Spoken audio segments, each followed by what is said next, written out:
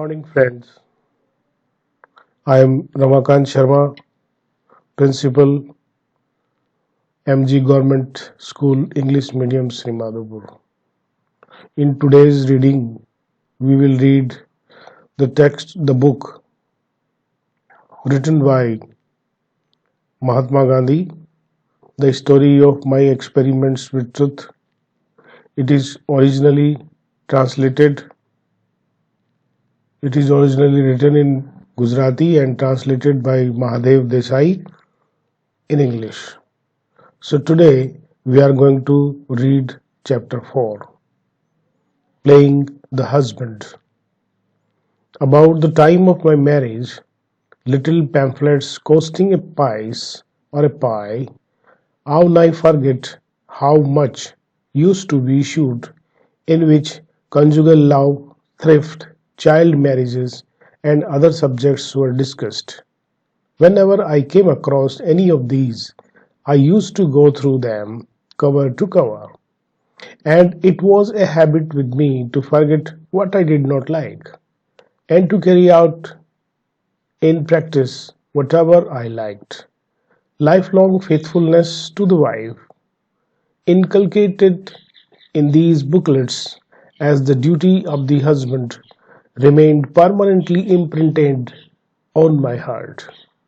Furthermore, the passion for truth was innate in me, and to be false to her was therefore out of the question. And then there was very little chance of being faithless at that tender age. But the lesson of faithfulness had also untoward effect. If I should be placed to be faithful to my wife, she also should be placed to be faithful to me. I said to myself, the thought made me a jealous husband. Her duty was easily converted into my right to exact faithfulness from her, and if it had to be exacted, I should be watchfully tenacious of the right. I had absolutely no reason to suspect my wife's fidelity, but jealousy does not wait for reasons. I must needs be ever on the lookout regarding her movements, and therefore she should not go anywhere without my permission. This sowed the seeds of a bitter quarrel between us. The restraint was virtually a sort of imprisonment, and Kasturibai was not the girl to brook any such thing. She made it a point to go out whenever and wherever she liked. More restraint on my part resulted in more liberty being taken by her, and in my getting more and more cross. Refusal to speak to any other thus became the order of the day with us married children. I think it was quite innocent of Kasturibai to have taken those liberties with my restrictions. How could a guileless girl brook any restraint on going to the temple or on going on visits to friends? If I had the right to impose restrictions on her, had not she also a similar right? All this is clear to me today, but at the time I had to make good my authority as a husband. My authority as a husband. Let not the reader think, however, that ours was a life of unrelieved bitterness, for my severities were all based on love. I wanted to make my wife an ideal wife. My ambition was to make her life a pure life, learn what I learned, and identify her life and thought with mine. I do not know whether Kasturibai had any such ambition. She was illiterate. By nature, she was simple, independent, persevering, and, with me at least, reticent. She was not impatient of her ignorance and I do not recollect my studies having ever spurred her to go for a similar adventure. I fancy, therefore, that my ambition was all one-sided. My passion was entirely centered on one woman, and I wanted it to be reciprocated. But even if there were no reciprocity, it could not be all unrelieved misery because there was active love on one side at least. I must say I was passionately fond of her. Even at school, I used to think of her, and the thought of nightfall and all subsequent meeting was ever haunting me. Separation was unbearable. I used to keep her awake till late in the night with my idle talk.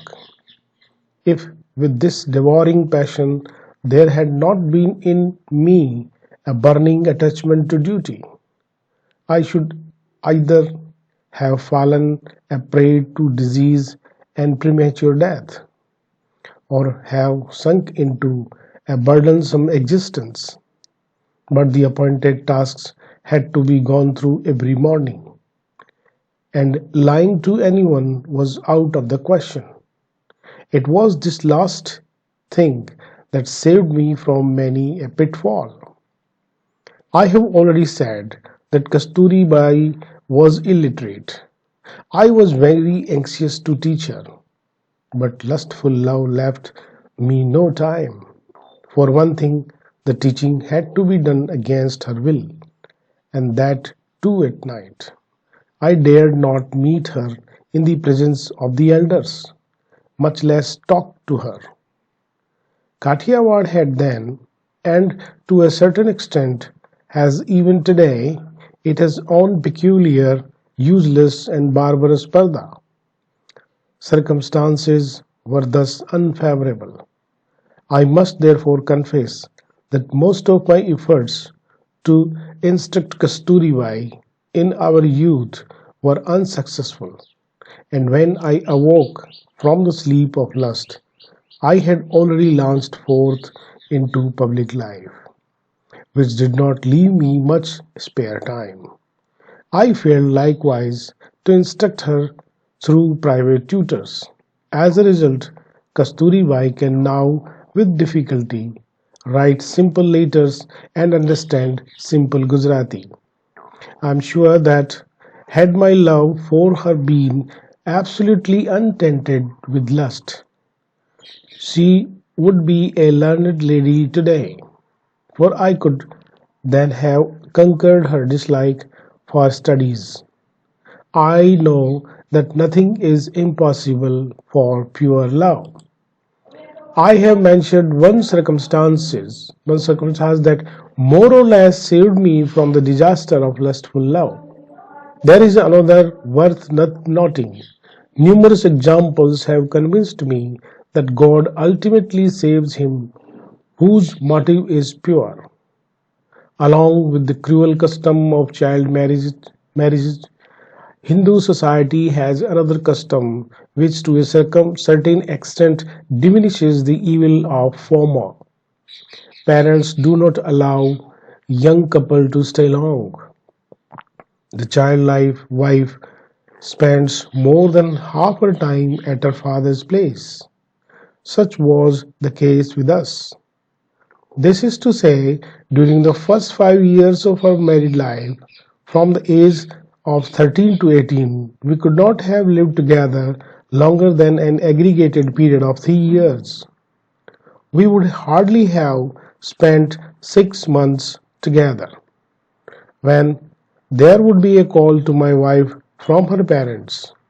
Such calls were very unwelcome in those days, but they saved us both. At the age of 18, I went to England, and this meant a long and healthy spell of separation. Even after return from England, we hardly stayed together longer than 6 months, for I had to run up and down between Rajkot and Bombay. Then came the call from South Africa, and that found me already fairly free from the carnal appetite. This is the end of the chapter 4th, and in the next segment we will read chapter 5 for you. I hope you are getting it very much. Thank you for watching. Again, I hope you will continue with this reading aspect in all the chapters of this great book. Thank you again.